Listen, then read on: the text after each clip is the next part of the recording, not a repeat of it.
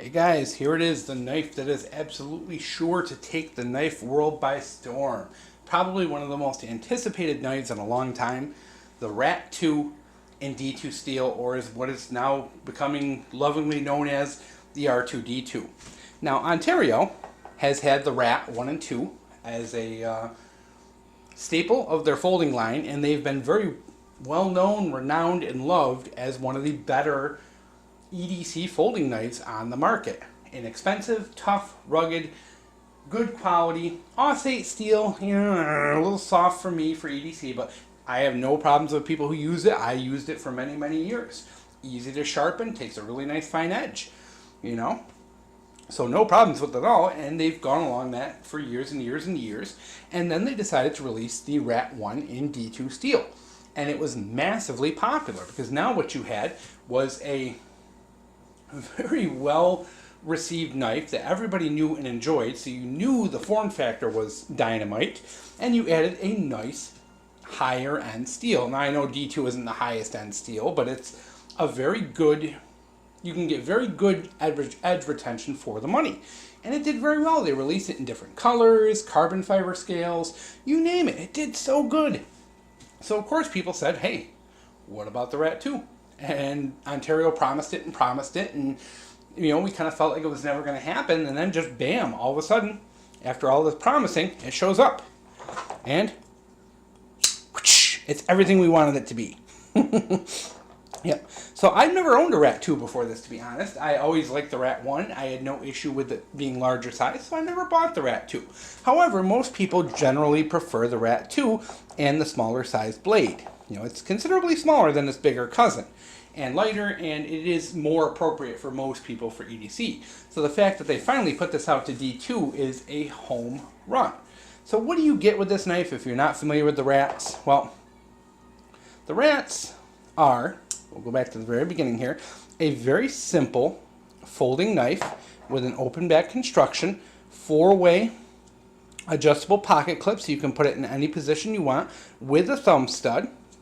Pocket clip comes in different colors, different scales. I think these are always G10 though. I think they've always done G10. It's a liner lock knife. And I believe, let me look off camera here. I believe they put these on Teflon washers, which Teflon is completely fine.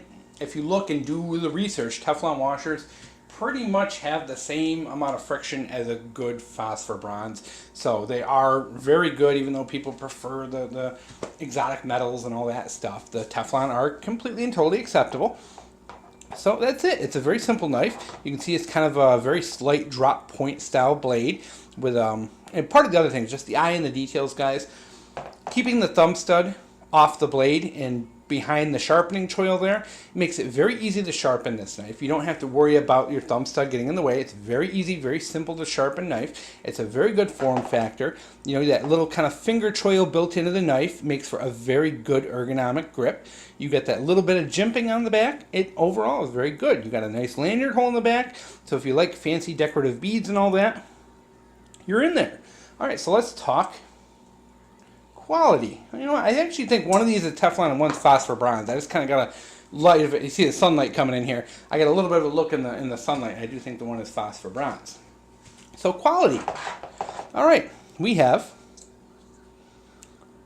really good blade centering on this. I've never seen a Rat that was terrible, to be honest. I've never seen a bad Rat. I've seen them that were less than desirable, but for the most part, they're always very good. It has really nice blade centering. Blade play is pretty much zero. There's always the tiniest bit of blade play, but this one here is almost unnoticeable unless you really gotta, and even then I think your flex is in the handle, not in the actual pivot. So, yeah. The liners are not milled out at all. Like I said, open back for easy cleaning, and smooth as smooth can be. The Ontarios, for being a budget knife, are just slicker than, they just are. These things are just a dream to flip open. They just fly open so easy, and yeah, good one-hand operation. The liner lock, you can see here, has 100% engagement with the blade, as all of mine do. I've yet to have one that is an issue with engagement in that liner lock. You got that little bit of jimping on the liner lock as well that gives you that little extra traction. It's got a very good cutout. Not so good if you're a lefty, by the way. I am a lefty, but I always carry my knives right-handed. You can open this left-handed. You know, it's just a little trickier because you don't have as much room with the thumb stud there as you do here to get your thumb in there to rocket that thing out. But nonetheless, you know, when this thing came, I didn't have to make any adjustments to the pivot screw or nothing like that. It also came razor sharp. Most Ontarios come from the factory very, very, very sharp. And, oops, embarrassing myself.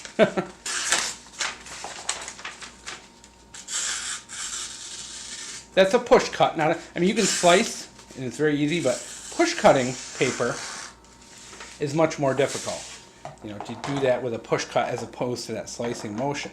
So what we have is a really fantastic, well-known, popular EDC blade that has now been up to D2 steel. And D2, your only problems you're going to have with D2 is it's very difficult to sharpen. It's not difficult to sharpen, it's just very time-consuming.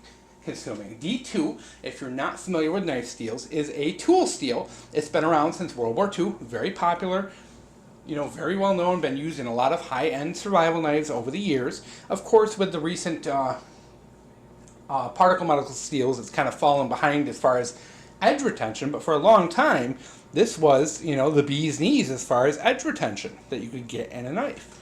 And it's relatively inexpensive, so you don't have to pay premiums. These knives are sub $40 even with the D2, which is awesome. And so what D2 is a tool steel, but it also has a lot of chromium in it.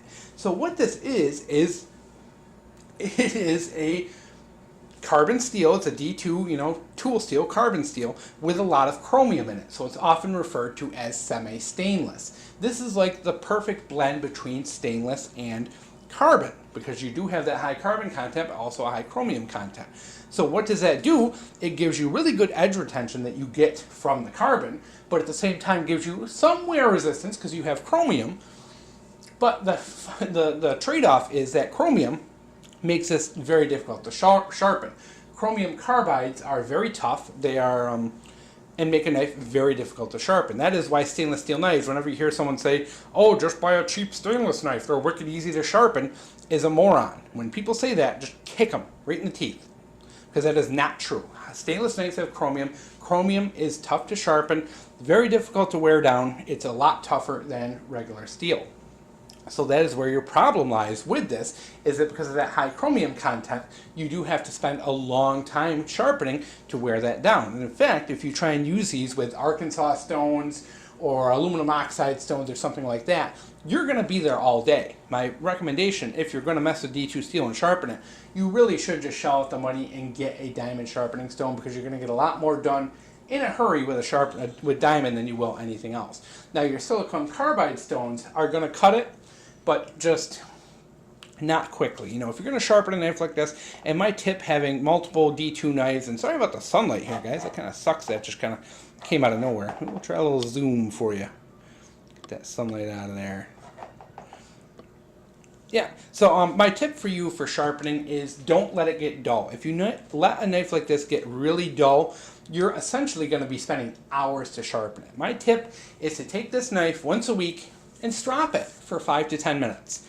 If you strop it, this knife can go a long, long time without sharpening, which is awesome, because D2 has such a good capability to hold an edge that your edge is very easy to maintain. You can literally sit there and strop it once a week, and over the course of the year, your knife will remain just razor sharp. And then when there does come the time where your edge wears down enough where stropping won't do it, you touch it up with a fine diamond stone. Hit it with a fine diamond stone, once again, 10-20 minutes on doing it, and then strop it for 10 minutes, and boom, you're back to where you are. As long as you never let this thing get dull, you won't have those issues with sharpening.